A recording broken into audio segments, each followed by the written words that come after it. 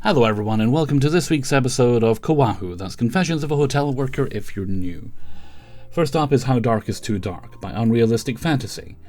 As a night auditor at a low-budget chain motel, it's got a number in the name, but I won't say more, I see a lot of stuff that's mildly disturbing.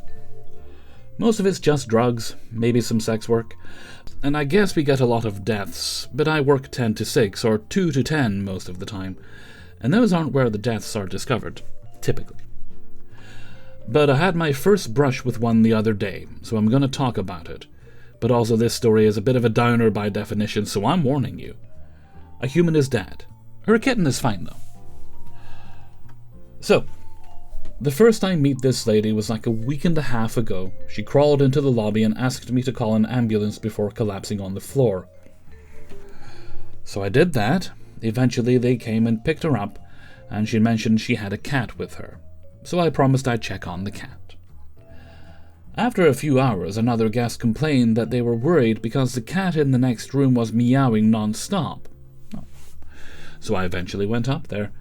The room was trashed. Liquor bottles, not beer, liquor, all over the floor. Prescription pills spilled everywhere. And weirdly, the thing that made me most nervous for the kitten was a box of hot wings spilled on the bed. I don't know if you know this, but chicken bones are dangerous for cats. So I started looking for the cat. I'm not sure what I was planning, but I figured it was better to know than worry. It took me a bit because, of course, the thing was a tiny kitten, and of course, it had crawled up inside the box springs. Had another guest lift while I grabbed, and I captured the little thing. I know now she has a princess name, but I called her Detox. And I grabbed her kennel, and I carried her down into the break room to keep an eye on her. She was a timid little thing, and just wanted to hide, so I put a blanket in her kennel and tossed a tablecloth over it to make her feel safer. At the end of my shift, the next co-worker was like, well, we can't keep her in here, and he asked some other guests to cat sit. Doesn't really feel like that's the guest's responsibility, though, does it? But the woman came back from the hospital that night and got her cat back. She was clearly going through some stuff. She was fairly young, I would have guessed early 20s, and she wasn't experiencing active homelessness. But the entire time she was there, she wore the same clothes, which wasn't like a cute outfit or some kind of costume. No, she had on short white shorts that were stained with God knows what, and a t-shirt. She came into the office one night to get a key, and I had to stop myself from calling the police. She looked like death, and within 48 hours of that, she was. I don't know the details other than that the manager found her in the morning. I came in at 2 and heard about it second-hand.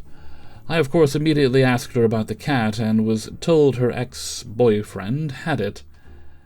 He had taken it a day or so earlier for some reason. Here is the thing that really creeps me out in all this. He's a clean-cut looking guy, but he hit my creep meter the first time I saw him. He was coming out of her room, calmly telling her, "You have to, no, you have to," about something she clearly didn't want to do, and I was outside having a cigarette, and he saw me in uniform and walked over and asked if he could leave his number in case anything happened to her, so he could come get the cat. And I noted his number. And I still have it, above the number I wrote, "Ask guest before contacting." Because he creeped me out so bad, I had to make sure he wasn't like a crazy stalker. They say she died of like alcohol poisoning or something, but I don't like it in general. But especially because I texted him to check on the cat the same day, and he said the cat was fine, thanked me for my kind heart, and then started babbling about how he was always trying to be Christ-like and feed the lambs, and how he picked her up off the street and rescued her, and she was only at the motel because she caused too much trouble at his place, and he's in property management. But anyway, the kitten is fine, the woman is dead. This was my first death that I was personally aware of at the time. There was another at a different hotel, but that's another tale. Okay. Story number 2. Guest here with a wild story. By C.W. Mess. So I wanted to share a wild hotel story that happened to me a while back. I was traveling upstate with my ex, we were still together at the time, and we booked a hotel for a couple of days. Check-in went great. The front desk worker was super nice, recommended a place to eat, and honestly made a good first impression. After we got our keys, I unpacked the car, we grabbed food, and when we got back I started setting up my PlayStation. I was planning to drop my ex off at the hospital for her friend's birth, and then come back to the hotel the next day to play games and kill time. Once everything was set up, my ex said she needed more pillows, so I went to the front desk and asked. The staff member said she'd try to get us some, so I went back to the room. This is where everything went downhill. The room door had 3 locks. 1, the latch lock you can crack open to see outside. 2, the keycard lock. 3, a regular deadbolt. When I got back, I locked all 3. About an hour later, the front desk worker came with the pillows. I looked out the window and saw it was her, and went to unlock the door. 2 locks opened. The deadbolt did not. I tried everything. Nothing worked. I ended up yelling through the door that the deadbolt was stuck. The front desk worker even threw her shoulder into the door, trying to force it open. Still nothing. She called the hotel owner, who had a master key for all the deadbolts. Even that didn't work. It got so bad that the front desk... I bet if they couldn't have got you out, they'd have still charged you for an extra night.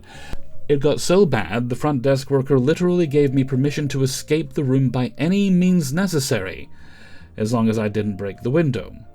So I was on YouTube trying to figure out how to unlock a deadbolt from the inside. About 15 minutes later, the fire department showed up. They yelled through the door for me to stand back. Meanwhile, my ex was just lying on the bed like this was all normal. The firefighters used some special tool to open the door, and once they got it open, I grabbed our stuff and walked out. The front desk worker was apologizing non-stop. Turns out the room shouldn't have been rented out, because they were having issues with that deadbolt. She thought it was fixed because other staff had been using the room. And before anyone says I shouldn't have locked it, that's what it's there for. She personally recommended locking the deadbolt because of the crime rate in the area. We got moved to another room, got the pillows, and that was it. No free night, no discount, no compensation, just the story. Honestly, I'm not even mad. It wasn't a fancy hotel, more like a motel, but the whole situation was so ridiculous that the story alone was worth it. I never thought I'd be the guy who needed the fire department to get out of his own hotel room. Story number 3 is Powdered Creamer, Decaf Coffee, General Reflections and Professional Panic from a Night Auditor by It's Art, damn it! Hello all, Night Auditor of 5 years here. This is a bit of a meandering ramble, but I promise there's a point. I was having a conversation this morning with our security guard about the fact that we carry a big tube of powdered creamer that I've never once seen used. We've held onto it for ages, and I know for a fact that I've asked about it to various managers over the years, and never quite gotten a clear response as to why we still have it. This comes on the heels of the dozens of conversations I've had over the last few months as to why we no longer make decaf coffee for the lobby in the morning.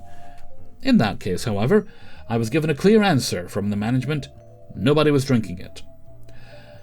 The easy answer to the lines of logic here is clear enough. The powdered creamer has no real labor required to simply pull it out of the cabinet and leave it sitting on the counter, never to be touched, while the decaf coffee requires the use of a full tank and the time needed to make sure you put the right packets in the kettle.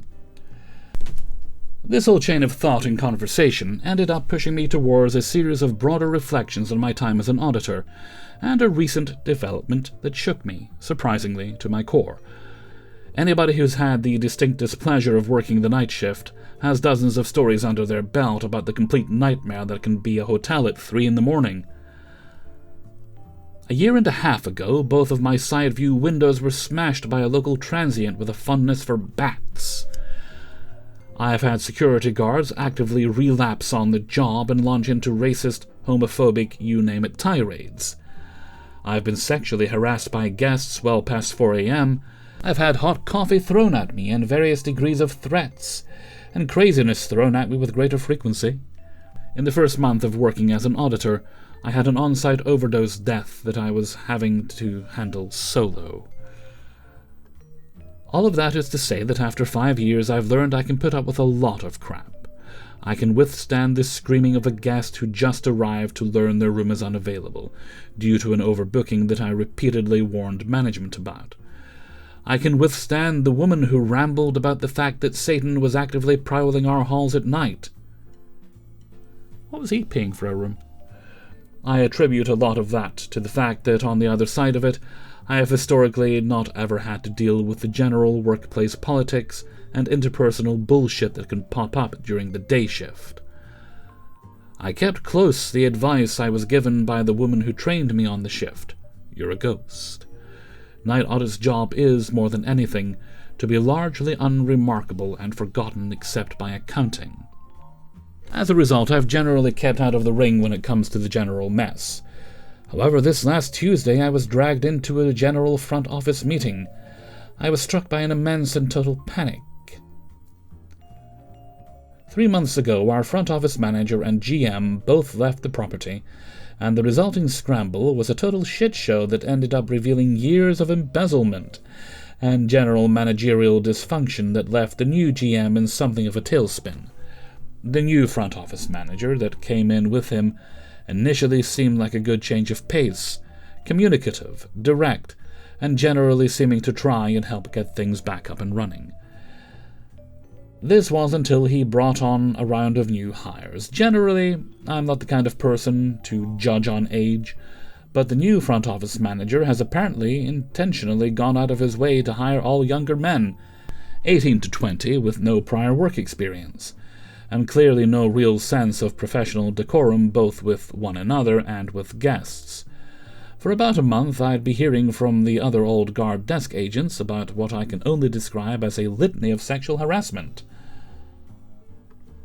Incredibly gross comments and incredibly poor behavior from the new guys, ignoring guests while on their phones for 10+ minutes.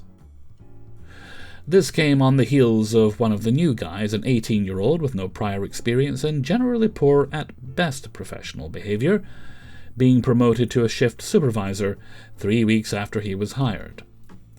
It's because they're cheaper, right? That's why they were hired.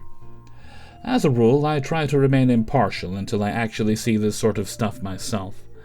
This pulls us to the meeting on Tuesday. The moment I sat down, it felt like I was in a 6th grade gym locker room. Gross sexual comments, casual use of racial slurs, and a total inability to sit down or stay quiet for more than 30 seconds. I had hoped that perhaps once the meeting started it would settle.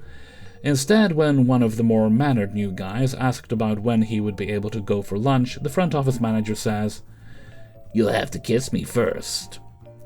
Sexual harassment. Odds are I'm lucky, but I've never really seen anything like that in my time working in hotels, and it sent me into a genuine deep moral and professional panic that I have no idea what to do with.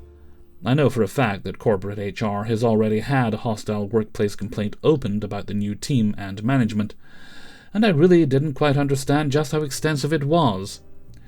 I'm 26, I don't think I should be at the point in my life where I feel like I have to clutch pearls over the new generation, being unable to function in the professional space, and yet here I am.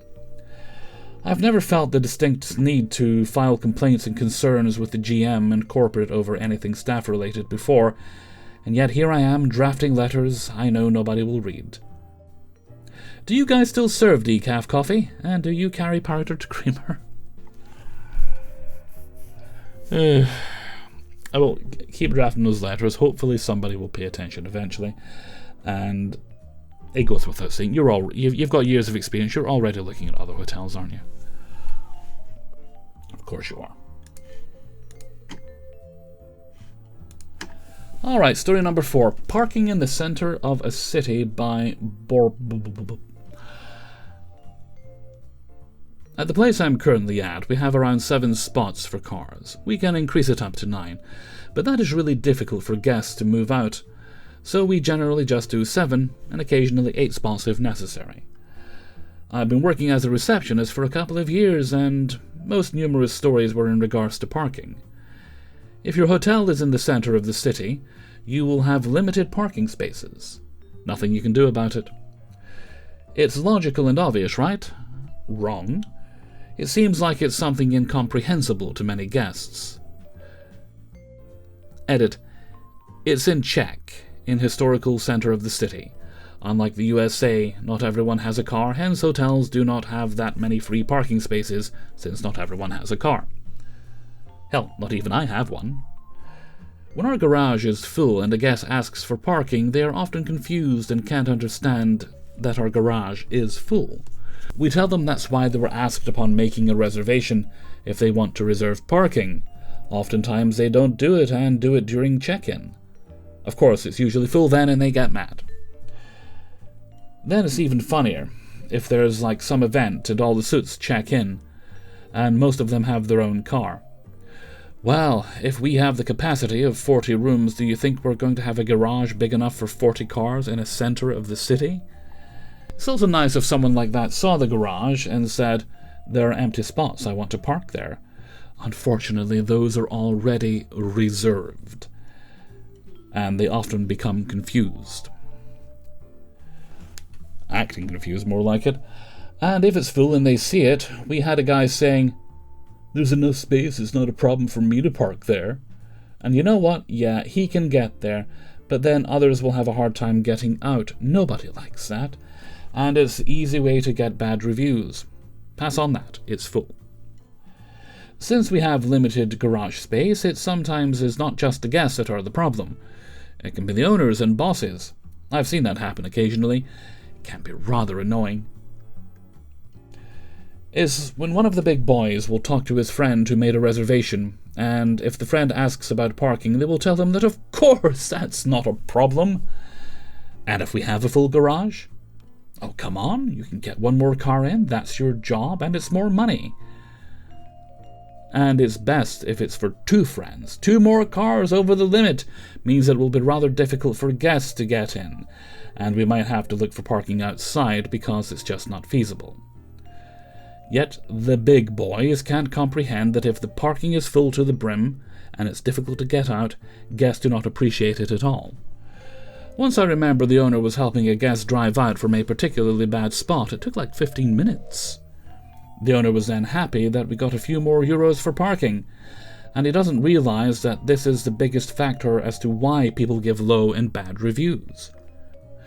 Maybe once we get a 0-score review for that, he'll stop doing that, even though it rarely happens. It is rather stressful for the front desk, as everyone is unhappy then. One interesting story I recall is that we had some scheduled repairs, so we opened the garage for the repair guys to park there and do their stuff. Classic stuff. The colleague is checking cameras, and the bozos hit her car a bit. She was not happy at all. She came to the garage and was like, "WTF is this? Are you kidding me?" And the driver said that her car was already bumped before.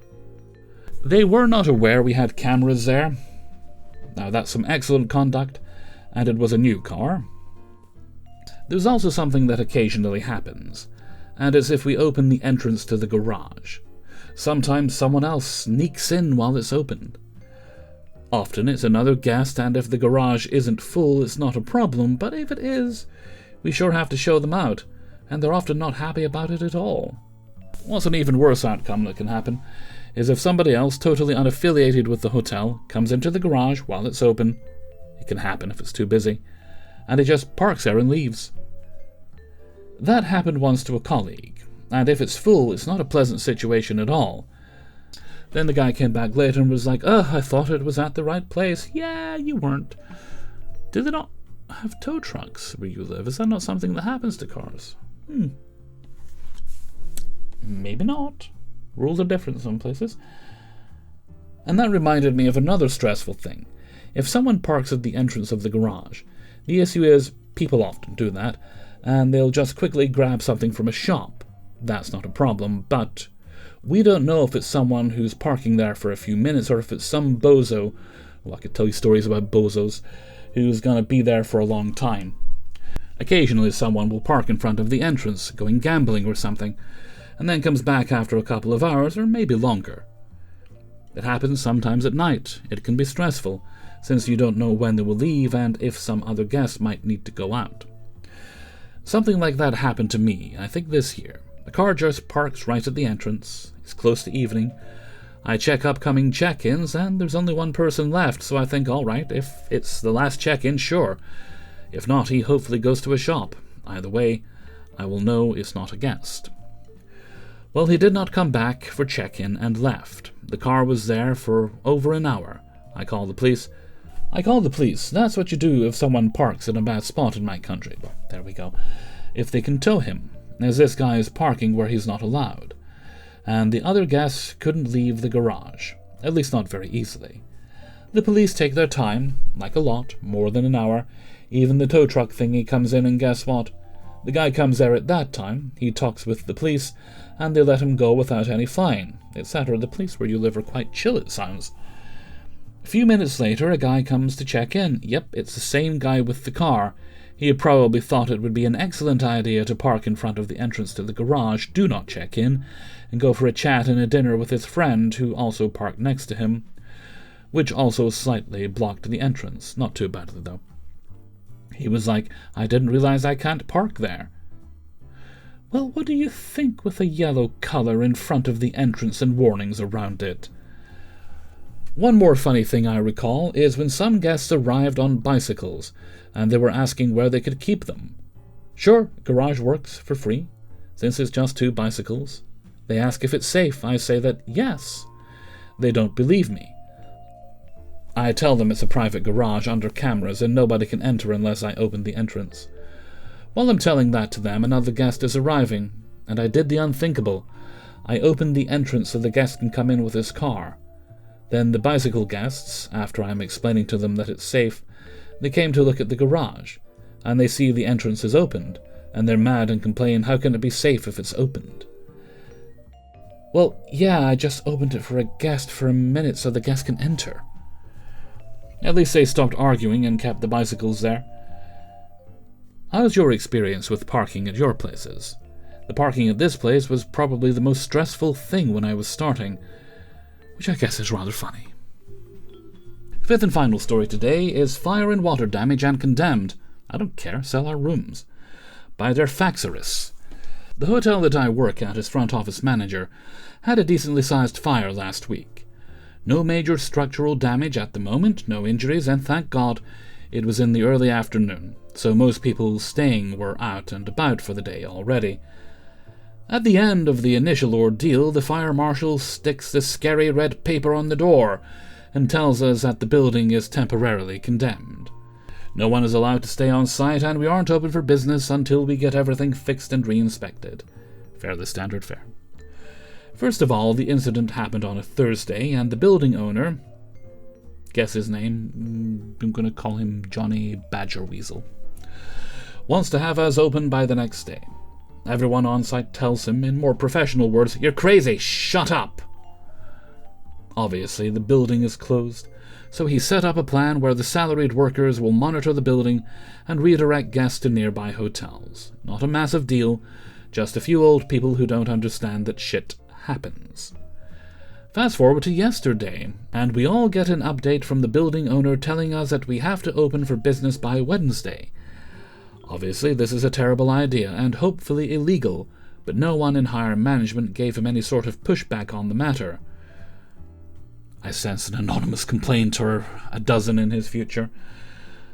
I suppose rolling over and letting people in the wet, smelling, half-powdered, declared unsafe building is a better idea than risking their positions. I won't say I don't understand, but what I won't do is stand for it. So many of our facilities are non-functional or in uncertain status. Our bar and kitchen is non-operational, as we have to restock all our food items and deep clean the area. Multiple floors are unsafe, and the stench of waterlogged carpet is on every floor. The lobby is humid and damp, and we might not even have power to elevators, even when building gets energized. I was told to take a few days off because I had already worked 5 days straight babysitting the property, and it was well known that I'd likely rip the owner and VP apart if I see them. I also made it clear that I will not honor guest reservations for as long as that sign is on the door, as I value the safety of my team and clients over revenue. At the moment, I'm drafting my letter of resignation. I don't think I'll ever understand how someone can be so up their own ass as to disregard all instructions and try to get money out of people by putting them in a condemned building. The disconnect and greed sickens me. Update. I suspect someone on the team said something because we've closed down again for a few more days. Not that it necessarily fixes any problems, and the core issue still remains, but at least things can get done in the meantime. That brings us to the end of today's video. Big thanks to everyone who allowed me to use their stories. If you'd like to support the channel, you can sign up for my Patreon page, which is linked down in the description. $1 or more gets you early access to all the videos at once on Monday. There's also links to my merchandise store on Teespring, as well as my Discord server. And if you need to contact me, that's kingofthecities@gmail.com, written out down in the description. That's everything for now. So until next time, that fucking fly is... I don't even know if it's showing up on camera, but the little shit has been... There's a bug zapper in the living room for you, you know. Just because I had the door open a bit yesterday. I shouldn't talk to the bugs. That's one step away from madness, isn't it? So until next time, thank you very much for watching, and take very good care of yourselves. Bye bye.